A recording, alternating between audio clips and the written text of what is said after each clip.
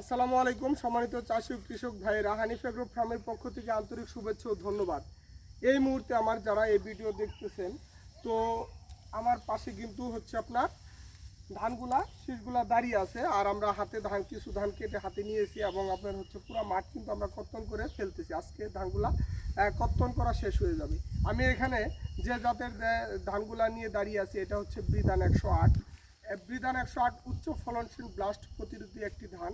আমাদের বাংলাদেশ ধান গবেষণা ইনস্টিটিউট বৈজ্ঞানিক কর্মকর্তা সারা নতুন নতুন জাতগুলো উদ্ভাবন করতেছে। আমি বাংলাদেশ ধান গবেষণা ইনস্টিটিউট থেকে বিডার বীজ সংগ্রহ করে ভিত্তি বীজ উৎপাদনের জন্য আমি চারা তৈরি করে চারাগুলো আমার হচ্ছে মূল জমিতে রোপণ করেছিলাম।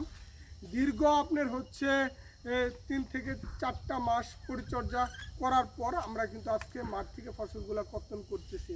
আপনারা অবশ্যই জানতেছেন এবং জানেন যে সারা বাংলাদেশে কিন্তু লেবার সংকট এবং বিভিন্ন প্রাকৃতিক দুর্যোগে কিন্তু আমাদেরকে হানা দিয়েছে। বিশেষ করে হাওড় অঞ্চলে ধানগুলা কিন্তু পানিতে তলিয়ে গেছে অনেক ধান। আমাদের পাহাড়ি এলাকা বা আমাদের হচ্ছে দেখেন আপনারা চতুর্পাশটা কিন্তু পাহাড়ি বন জঙ্গলে ঘেরা এবং বন জঙ্গলের মাঝখানে কিন্তু আমাদের হচ্ছে ধানের জমি। তো মাশাআল্লাহ আলহামদুলিল্লাহ জমিতে অনেক ভালো ফলন হয়েছে। তো আমার সাথে আবহাওয়াটাও যেহেতু ভালো আছে, আমার সাথে যে ছোটো ভাই ভাতিজা এবং আমাদের যে সার্বক্ষণিক আমাদের ধান চাষ নিয়ে যারা ব্যস্ত থাকে, বাইরে কিন্তু আজকে এই মাঠে ধানগুলা আমাদেরকে কর্তন করে দিতেছে। তো আমরা সবসময় নতুন জাতের ধানগুলা চাষাবাদ করব, তো যাতে আমরা অধিক পরিমাণে ফলন পেতে পারি। বিধান 108 ভাই, বিধান 108-এর ফলন কেমন হয়েছে? অনেক ভালো হয়েছে। তো বিধান 108-এর ফলন কিন্তু অনেক ভালো হয়েছে। এই ছোট ভাই কিন্তু অনেকগুলা মাঠে ধান কেটেছে। তো এই ছোট ভাইয়ের কাছ থেকে আমরা কিছু কথা শুনবো। এই ছোট ভাই, তুমি এবছর কয়টা জমিতে ধান কাটছো? এক বিঘা জমিতে ধান কাটছো না? আমার যে ধান কাটতেছো, আরো কি অন্য কারো ধান কেটে দিছো? কেটে দিছো। তার মধ্যে কার ধান ভালো হয়েছে সবচাইতে? এই যে দেখছেন, ছোট ভাই কিন্তু বলছে যে আমার মাঠে ধান কাটতেছে এবং আরো অন্যান্য মাঠে ধান কেটেছে।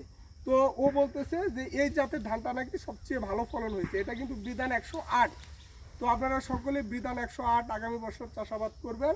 এবং যারা আমরা এবছর বিধান 108 চাষাবাদ করেছি, তারা আমরা অবশ্যই কৃষক ভাইদেরকে পরামর্শ দিব যে আমরা কোন জাতের ধানটা চাষাবাদ করব, কিভাবে চাষাবাদ করব, কত দিনের চারা রোপণ করব। এবং এছাড়াও আমাদের উপজেলার যে কৃষি কর্মকর্তা স্যাররা আছে, উপসহকারী কর্মকর্তা এবং কৃষি সম্প্রসারণ অফিসার যারা আছেন, তাদের কাছ থেকে আমরা সুপরামর্শ নিয়ে তারা আমাদেরকে যেভাবে যে পরামর্শ দেয়, সেই পরামর্শ অনুযায়ী আমরা ধান চাষাবাদ করবো। ইনশাল্লাহ আমরা অবশ্যই লাভবান হব।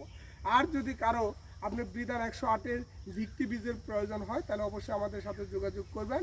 আগামী বড় মৌসুমে আমরা আপনাদেরকে সুস্থ সুন্দর সবল জাতের বীজ আমরা দোকানের ঠিকানা বলে আমি আপনাদের মাছ থেকে বিদায় নিচ্ছি।